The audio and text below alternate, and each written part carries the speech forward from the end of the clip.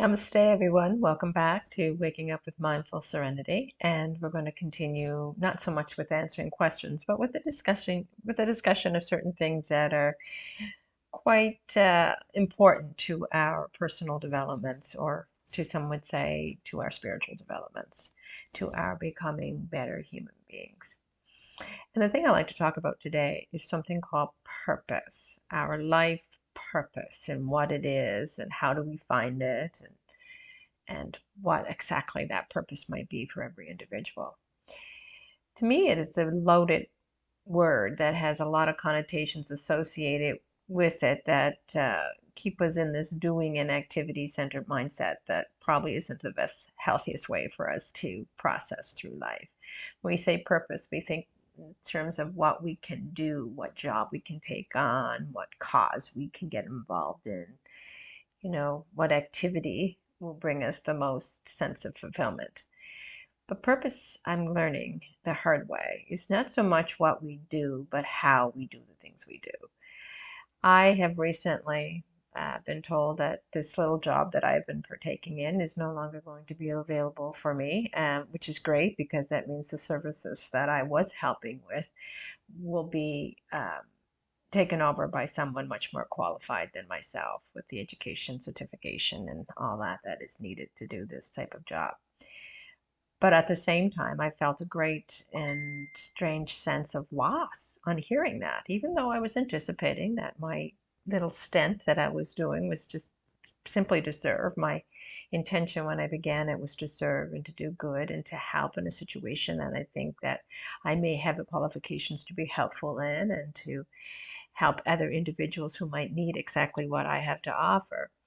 So when I set apart on this little adventure, I was not attached to outcome whatsoever. And I told myself not to be attached to outcome. You're going to go in and your purpose is just to do this, and as long as it lasts, and to do your best. And I did. And I felt like I offered an awful lot. I gave a lot, but I also got a lot back in the sense of a internal validation and reward for what I did. I really truly enjoyed the experience as well as the income that I received from doing it, though that was never my intention. So when I was told that I would no longer, and I was anticipating that there may not be a coming back to this particular role, I was saddened, strangely so, to hear that there would be no need for me this year. And it was like, oh my gosh, what do I do now? What is my purpose now? I had invested so much of my time and energy unknowingly and unintentionally into this thing. And I was, writing books about it. I was trying to extend my services outward. I was going back in the process of going back to university to get the qualifications I needed. I was doing many things to maintain this role and to enhance this role and possibly to get more from this role. And so I guess I was sadly disappointed when I found out that that would no longer be the case. And all this hope that I had wrapped up into a big balloon with this thought that, man, this is going to save me, but it's also going to help others, just boop, and went away. And I felt a sense of loss. Now, who felt the sense of loss is what I had to ask myself. And then I realized it wasn't the I, with the internal I, that felt the sense of loss, the greater self that felt the sense of loss. It was this egoic me, this psyche, this person who I thought I was, this little me, this little self that felt the sense of loss. It became deflated again. And I felt that I was up on a peak and I just slid down into the valley again.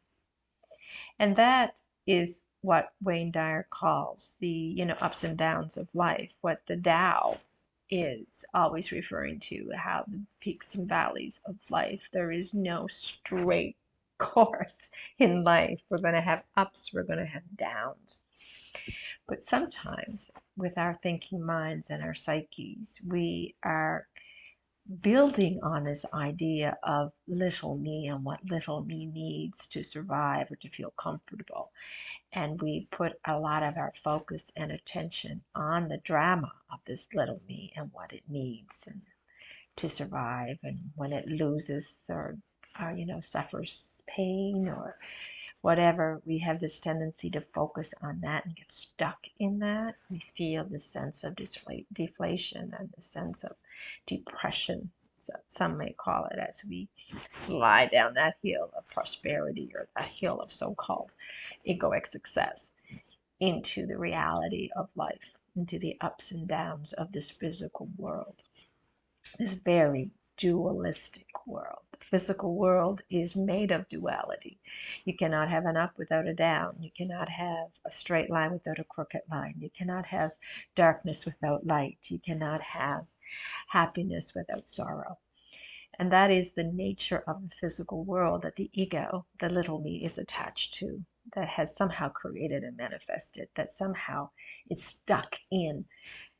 And our goal is not necessarily to straighten those paths or to tear down the mountain so we just have a constant curve, or to constantly input light into the darkness. It is to simply accept that this is the nature of the physical world. We will have good jobs, and we will have success, and we will have an influx of money, and we will have these perfect relationship experiences, but they will not last. Nothing of this physical world will last, because on the other side of that success is the loss. The other side of that gain and that abundance is a certain loss or scarcity. Neither the scarcity or the gain will last. They'll just come and go, like all phenomena in this physical world are meant to do. So when we look at our experiences as being opportunities for growth through simply experiencing them, rather than the judgmental mindset that we have lost something and now I'm deflated and I'm depressed because I don't know what I'm going to do with my life, or how am I going to survive without that income. We can look at it as an opportunity to get closer to what's really, really important. And what is really, really important? Our quest for higher self is the most important thing we're here to partake in. That quest takes us to who we truly are.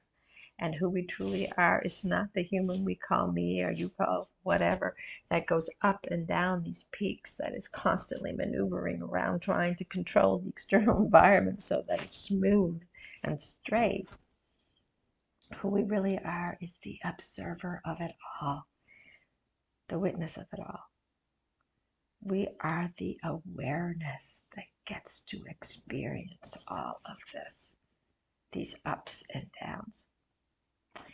And there comes a point in our life, I think, when we talk about purpose, that we realize that purpose is not for the little me and what this human does, but it is for what this self experiences. Our purpose is to allow self-experience life, and whatever life and however life shows up in front of us, to experience it, to find gratefulness and joy and peace regardless of what is happening to us or around us. And it's not about us. Life is not doing something to us. Life is helping us. It's teaching us. It's guiding us to get back to who we truly are, to that higher self, to God. And every opportunity, like a lost job, is not a tragedy, as Dyer would say. It is an opportunity to get back to what's really important, finding out who we really are. So I have no idea what I'm going to do. I mean, I have some idea and stuff of how I can earn an income while, I'm maintaining this physical body for as long as I maintain it. I have some ideas on how to do that. But what's really important is that's not my purpose. Whatever job I take on is not my purpose unless I'm deeply inspired by it and ready to be in spirit, because that's what inspires means, right? In spirit. To be guided by the Spirit, to stay in the Spirit. as I live out this life, as I go up these hills and down these hills into the valley constantly, as I'm making my way around these crooked, winding roads, it's to constantly seek what's truly important. That which is inside us, not that which is outside us. So this little loss of a job and this little loss of whatever it gave me egoically, because it did. I put a lot of time and effort into this, put a lot of time and effort into writing books related to it. It's like I said, I was investing and saving so that I could go back and upgrade myself for these credentials in university. And I realize now that it's not a loss. It's just a rerouting, a redirecting to what's really important. I was thinking, that it was going to serve the ego, sure, but beyond that, there was this thought that this would take me higher, quicker to self-realization. And now I realize that no, there's another route meant for me to get there. And I've just been, rerouted on my path with some heavy construction signs that says, do not enter. Go this way instead. And I'm just going to go with the flow of life, and hopefully someday I will trust life's curriculum, trust what life gives me, and trust that it has my back, and I am just here to be the student, learning and observing as I go. Anyway, so purpose is that. Purpose is getting back to higher self, getting back to God, and we gotta look at every opportunity, every challenge, every peak, and every valley that shows up in our life as a means of getting back to what's really, really important. And that's finding out who we really are at the deepest level. Well, I talked for 10 minutes on that. Thank you so much for joining me. I hope you have an amazing day, and namaste.